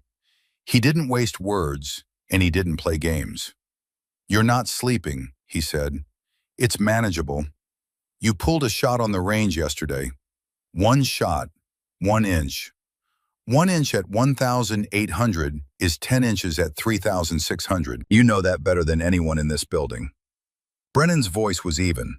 No anger, no judgment, just fact. "I'm not pulling you from the program, and I'm not sending you to behavioral health against your will. That's not how I operate." "Then what, sir?" "I'm sending you home." Elena blinked. "Home?" "Wyoming, your father's ranch. 2 weeks, mandatory leave, non-negotiable." "Sir, the training module, the acoustic wind assessment, Dr. Sterling is waiting for." "Dr. Sterling can wait. Your brain can't." Brennan pulled a set of leave papers from his drawer, already filled out. You're running on fumes, Ashford. And the problem isn't your body. It's that you made a decision on that mountain that your conscious mind is fine with and your subconscious mind is screaming about. He slid the papers across the desk. You need to go somewhere quiet enough to hear both sides of that argument. And you need to do it before your body makes the decision for you. So you're going. That's not a suggestion. Elena looked at the papers. Something in her chest loosened slightly, like a knot pulled so tight it had forgotten it was once loose. Okay, she said. Okay? Yes, sir, okay. Brennan nodded. One more thing. Sir? Calloway didn't betray you. He protected you. There's a difference. The same difference between staying on an ice shelf because you're stubborn and staying because you've calculated the odds. Intent matters. Elena took the papers. She stood. At the door, she paused. Major? Yeah? Thank you for not making this about what I am. Brennan looked at her with eyes that had seen enough combat to know that courage wore 1,000 different faces. What you are is one of the 12 best shooters in the United States Army, he said. What you're experiencing is what happens to people who do extraordinary things under extraordinary pressure. There's no gender on that, Ashford. There's just the human brain doing what human brains do when they're pushed past normal limits. Yes, sir.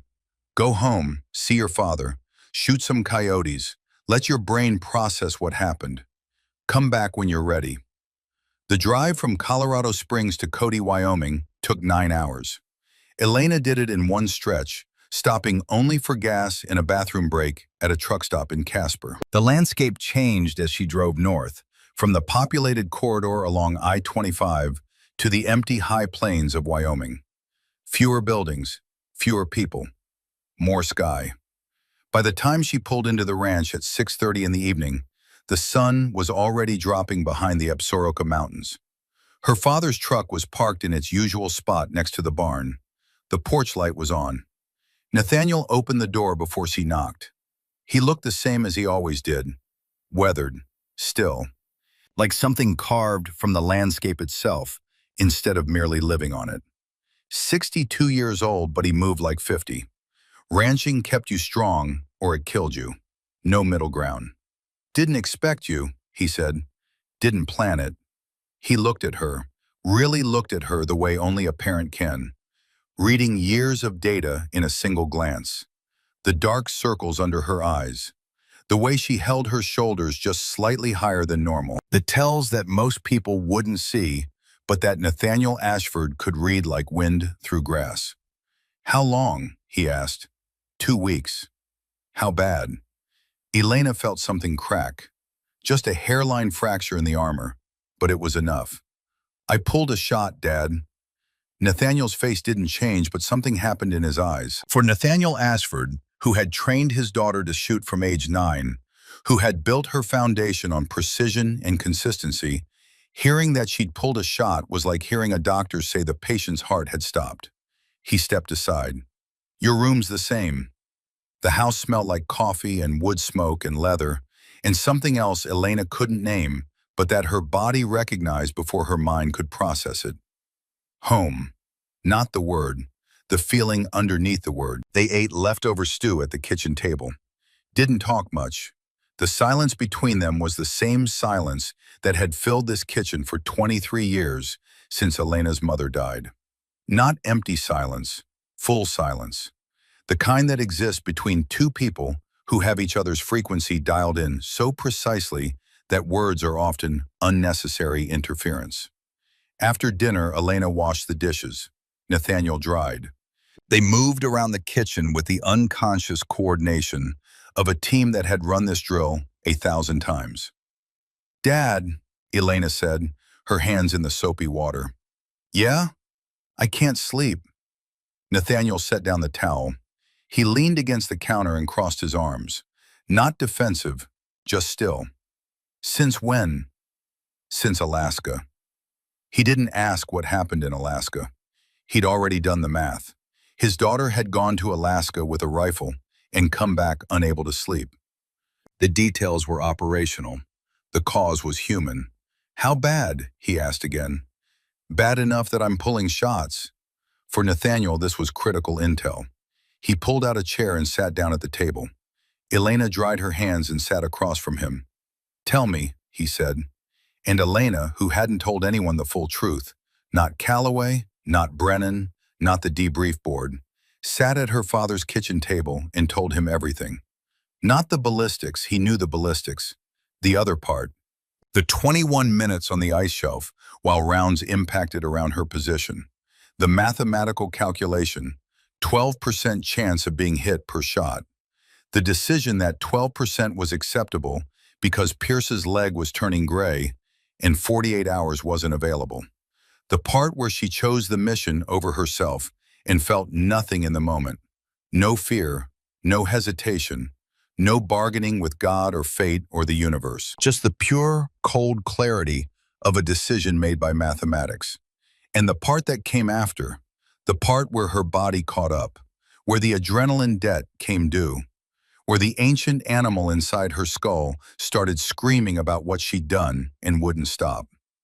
Nathaniel listened to all of it, every word. His face didn't change. His body didn't move. He listened the way he did everything, completely, without performance, without the need to fill silence with reaction. When she finished, the kitchen was so quiet, Elena could hear the old clock on the wall ticking, each second marked and measured and irreversible. Elena, Nathaniel said finally. Yeah?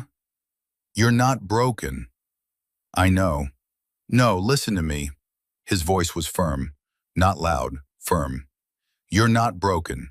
You did something that required turning off the part of yourself that exists to keep you alive. And now that part is turning back on, and it's angry. That's not damage. That's the system working. Elena felt tears start to form. She blinked them back. Then why can't I sleep? Because sleeping means letting go of control. And your brain has decided that letting go of control almost got you killed. So it won't let you. How do I fix it? Nathaniel looked at her across the table, and in his eyes, those quiet, steady, unyielding eyes that had seen firefights in Mogadishu and the long, slow death of his wife from cancer, Elena saw something she'd rarely seen before. Fear. Not for himself, never for himself, for her. The kind of fear that a man who has already lost his wife carries like a stone in his chest every day. The fear of losing the only thing left that makes the world make sense. You don't fix it, Elena. You walk through it. That sounds like something Mom would say. Nathaniel's face changed, just barely. A shift in the muscles around his mouth that on anyone else would have been invisible, but on Nathaniel Ashford was an earthquake. It is something your mother said. His voice was steady, but carrying stress it was never designed for. 3 days before her last surgery, I told her I was scared, and she held my hand and said, Nathaniel, you don't go around the hard things. You go through them, and I'll be waiting on the other side. He looked down at his hands, rancher's hands, scarred from barbed wire and machinery and 62 years of hard work. I've been looking for the right words for 23 years, Elena. Those are the closest I've found, and they're not even mine. They're your mother's. Everything good I taught you came from her first. Elena reached across the table. She put her hand on her father's hand. Nathaniel Ashford, who hadn't hugged his daughter since she was 6 years old, who communicated in 6-ring phone calls and one-word texts, who had driven 2 hours in silence to watch her enlist without saying a word for or against, turned his hand over and held his daughter's hand. They sat like that for a long time. The stew pot was still on the stove. The clock kept ticking. Outside, the wind was picking up. Elena could hear it shifting against the north wall of the house. 32 miles per hour gusting to 40, west-northwest. She couldn't help it. She always read the wind. But for the first time in 3 weeks, the calculation didn't mean anything. It was just wind. Just air moving over land. No bullet, no trajectory. No one's life depending on the accuracy of her reading. Just wind. Nathaniel squeezed her hand once, then let go. He stood up, took his coffee mug to the sink, rinsed it, and placed it upside down on the drying rack. "Range tomorrow," he said. "Range tomorrow," Elena confirmed. 500 rounds. 500. "I'll load tonight." He walked to the reloading bench in the back room. Elena heard the familiar sounds, the press, the powder measure, the gentle click of primers being seated. The rhythm of it was as steady as a heartbeat, as certain as mathematics. She sat at the kitchen table and closed her eyes, not to sleep, just to listen. The wind against the wall, the press in the back room, the clock on the mantel. And somewhere deep, beneath the calculations, in the discipline, and the armor she'd built over 29 years of being underestimated, the faintest pulse of something her father had just given a name to. The thing her mother said before her last surgery. The thing that meant going through instead of going around. Elena opened her eyes. She pulled out her notebook, the same notebook she'd carried on the mountain, and turned to a blank page. She didn't write ballistic data. She wrote 2 words: "Go through." Then she closed the notebook and went to bed. She slept 5 hours that first night, the most she'd slept in 3 weeks. The next 10 days followed a pattern. Elena and Nathaniel would wake at 5. Coffee on the table, black, no sugar. Then out to the range by 6. 500 rounds a day. Not at extreme distance, not at targets shaped like men. Just coffee cans and steel plates set between 200 and 600 yards across the ranch land. No data collection, no wind charts, no calculations written in notebooks. Just the rifle, the target, and the space between. On the 5th day, something shifted.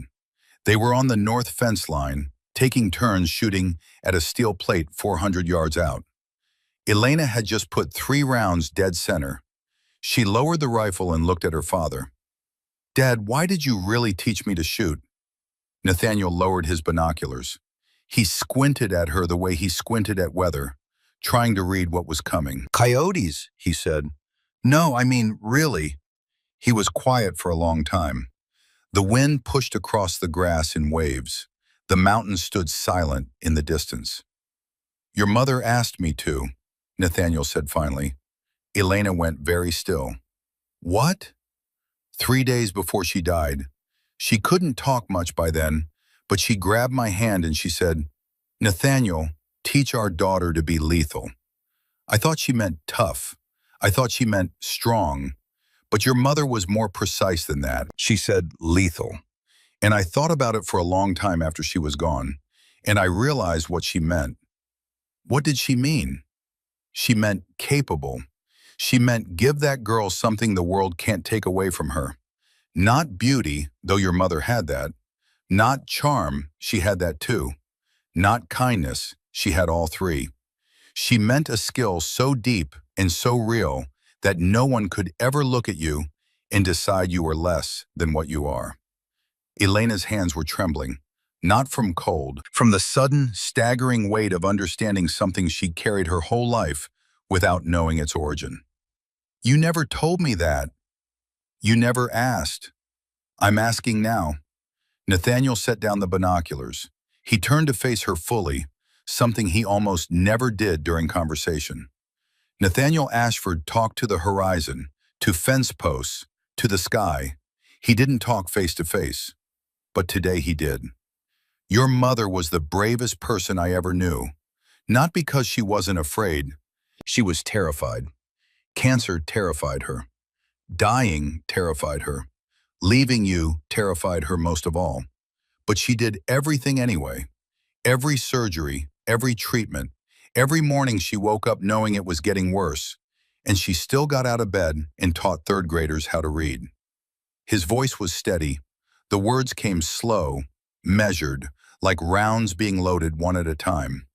"And the thing that scared her most, more than dying, was leaving you in a world that would try to make you small. She knew what this world does to girls who are quiet and smart and different. She knew they'd try to put you in a box, and she wanted to make sure you had something that could break any box they built." "A rifle?" "No, the mind behind the rifle. The discipline, the patience, the refusal to accept anyone else's definition of what's possible. The rifle was just the tool. The weapon was always you. Elena turned away. She faced the 400-yard plate and raised the rifle and fired 3 rounds so fast the impact sounded like a single continuous ring of steel on steel. All 3 center, all 3 perfect. She lowered the rifle. Her eyes were wet, but her hands were steady. "Thanks, Dad." "Don't thank me, thank your mother." "I can't, she's not here." "She's here, Elena. She's been here the whole time." "Where do you think the stubbornness comes from?" "Sure as hell isn't from me." It was the closest thing to a joke Nathaniel Ashford had made in 23 years. Elena laughed. It came out broken and raw, halfway between a laugh and something else. And it was the most honest sound she'd made since Alaska. On day 9, Elena called Callaway. "Trent, Ghost, how's Wyoming?" "Cold, quiet, good." "Sleeping better?" "Not perfect, better." "That's how it goes. It comes back in pieces." "I need to tell you something," Elena said. "Okay, you were right to call Brennan, and I'm sorry I walked away from you in that hallway." Silence on the line. Then Callaway's voice, rougher than usual. "You don't owe me an apology." "Yeah, I do. Because you did something hard. You went against what I wanted because you saw something I couldn't see. That takes a different kind of courage than lying on an ice shelf." More silence. Then, "You're going to make me emotional, Ghost, and I've got a reputation to maintain." "Your reputation is that you're the second best shooter in the unit." "Second best? Who's first?" "I'm hanging up now." "Ghost." "Yeah? We miss you here, all of us. Come back when you're ready." "I will." She hung up and looked at her phone for a moment. Then she opened her contacts and found another number. Captain Garrett Blackwood. He answered on the 3rd ring. "Staff Sergeant Ashford." "Captain, I hope this isn't a bad time." "Not at all. Good to hear from you. Everything okay?" "Everything's fine, sir. I wanted to ask about your team." "Pierce is walking without a crutch now. Full recovery. Howren's back on light duty. Owen's already running his mouth about getting back to full deployment status." Blackwood paused. "And Holden put in a request to attend the sniper school observation course." Elena closed her eyes. Of everything she'd heard since Alaska, the commendation, the technical review, the Silver Star recommendation, this hit differently. Because Holden wasn't doing it for her. He was doing it for himself. He was walking toward the thing he'd been wrong about instead of away from it. "That's good, sir," she said quietly. "That's really good. One more thing, Elena. I know this is unusual, but I wanted you to know that letter I wrote for your record. I meant every word. What you did for my team wasn't just a shot. It was 9 lives, including mine. And I wanted to make sure that was documented properly." Elena's throat felt tight. "I appreciate that, Captain." "No, thank you, Staff Sergeant, for everything." The call ended. Elena stood on the porch of her father's house and watched the sun set over the Absaroka Mountains. The wind was steady at 18 miles per hour, west-southwest. She wasn't calculating, just listening. On day 12, Elena packed her truck. Nathaniel stood on the porch with his coffee mug, the ritual of 29 years. The same porch, the same man, the same unspoken language of silences that meant more than words. "Heading back?" he asked. "Yes, sir." "Ready?" Elena thought about it. Not the reflexive answer, the real one. "I think so. Not 100%, but close enough to start. 90% is still an A." "Since when do you grade on a curve?" Nathaniel's mouth twitched, almost a smile. "Since my daughter started shooting past 3,000 meters. Old standards don't apply." Elena loaded the last of her gear into the truck, everything in its place. Rifle in the back seat, notebook in the center console. She turned to her father. The words she'd been building toward for 12 days. The thing she'd come home to find without knowing she was looking for it. "Dad, I need to say something." Go ahead. I've spent my whole life thinking the math was enough, that if I could solve the equation, nothing else mattered. Who I was, what people thought, how they looked at me. None of it mattered as long as the bullet went where I sent it. She took a breath. I was wrong. The math is necessary, but it's not sufficient because the math didn't get me through those 21 minutes. Something else did. What? Nathaniel asked. You. Mom. Every morning you stood on this porch and watched me drive away and didn't say stop.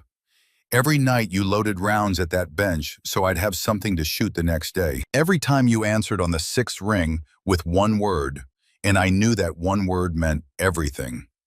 Nathaniel's coffee mug was trembling, just slightly, a vibration so small that only someone who measured the world in fractions of a milliradian could have seen it. Elena. I'm not done. Her voice was steady, the steadiest it had been since Alaska. The bullet doesn't know who fired it. You told me that when I was 12 and I missed a shot on a coyote. And it's true, but I know who loaded it. I know who taught me to read the wind.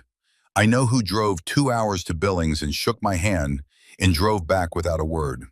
The bullet doesn't know, but I do. Nathaniel set the mug on the porch railing. He stepped forward, and Nathaniel Ashford, who hadn't hugged his daughter since she was 6 years old, who communicated in phone calls that lasted less than a minute and answered on the sixth ring and said one word that meant everything, put his arms around her. He held on for a long time. Neither of them spoke. Because some things exist in a space that language can't reach. They live in the pressure of arms around shoulders, in the smell of coffee and wood smoke, in the way a father's chest shakes just once when he's holding something he was afraid he'd lost. When he let go, his eyes were red. He cleared his throat, picked up his mug, took a sip of coffee that had gone cold. Drive safe, he said. I will. Call me when you get in. Sixth ring. Sixth ring. She started to get in the truck, then turned back. Dad? Yeah? Thank you for teaching me to be lethal. Nathaniel's voice came out quieter than usual. Thank your mother. I just followed orders. Fort Carson, 2 weeks later. Elena stood in front of a classroom. 12 shooters from the Extreme Long Range Unit filled the seats. Callaway in the front row. Staff Sergeant Jorge Ramos beside him. Master Sergeant William Grant in the back, arms crossed. She taught the acoustic wind assessment module for the first time. 3 hours of instruction. Theory, application, field technique. How to listen for frequency shifts in channeled wind. How to estimate speed from sound. How to integrate audio data into a ballistic solution when visual indicators failed. When she finished, Grant raised his hand. Question, Staff Sergeant. Go ahead, Master Sergeant. Grant was 61 years old, Gulf War veteran. He'd known Nathaniel Ashford in Somalia. His face was weathered stone, but his eyes were soft. My daughter enlisted last month, he said. She wants to be a shooter. The room went quiet. What do you want me to say, Master Sergeant? I want you to tell me she's going to be okay. Elena looked at him, at the stone face and the soft eyes and the father underneath all that armor. I can't tell you she's going to be okay. Nobody can promise that, but I can tell you this. If she's anything like her father, she'll have the discipline. And if you teach her what my father taught me, she'll have everything else. What did your father teach you? Elena glanced at the window. The wind was blowing across the Colorado plains, bending the grass in long, slow waves. He taught me to listen, she said. The class ended. The shooters filed out. Elena packed up her materials. She was the last one in the room. In the hallway outside, someone had pinned a printed copy of the after-action report from Alaska. Just the summary line, no classification markings, just the words, confirmed precision engagement at 3,218 meters in blizzard conditions. Temperature minus 34 Celsius, sustained crosswind 65 to 70 kilometers per hour, second round correction. Below it, someone had written in black marker, the bullet doesn't know who fired it. It only knows the math. Elena pulled a pen from her pocket. She added one line beneath it, but the shooter knows everything else. SSGE. Ashford, in memory of MSGT Tobias Kincaid, Colonel Nathaniel Ashford, and Margaret Ashford, who taught me to be lethal. She capped the pen and walked down the hallway, pushed through the doors into the Colorado wind, 22 miles per hour, southwest. She didn't calculate trajectory or holdover, just felt it against her face. Somewhere in Alaska, a ridgeline stood empty. Somewhere in Wyoming, Nathaniel loaded rounds at a bench. Somewhere in a hospital, Landon Pierce walked on two good legs. And somewhere between heartbeats, in that ancient silence where everything is decided, a legacy continued. Not because of one shot, because of a chain that stretched from the Chosin Reservoir in 1950 to the deserts of Iraq, to a frozen mountain in Alaska. A chain of knowledge passed from teacher to student, from father to daughter, from one generation of warriors to the next. Tobias Kincaid taught Nathaniel Ashford. Nathaniel Ashford taught Elena Ashford. And Elena would teach whoever came next. Because the wind keeps talking, and someone needs to listen. 3,218 meters, 5.8 seconds of flight time, 9 lives saved. Not because it was possible, because one woman refused to accept the word impossible. And because a Marine, a rancher, a mother, and a gunnery sergeant from a forgotten war had taught her something the world didn't know: how to hear what others couldn't, how to calculate what others wouldn't, how to stay when others would run, and how to turn mathematics into miracles. The bullet doesn't know who fired it, but the shooter knows everything else, and that makes all the difference.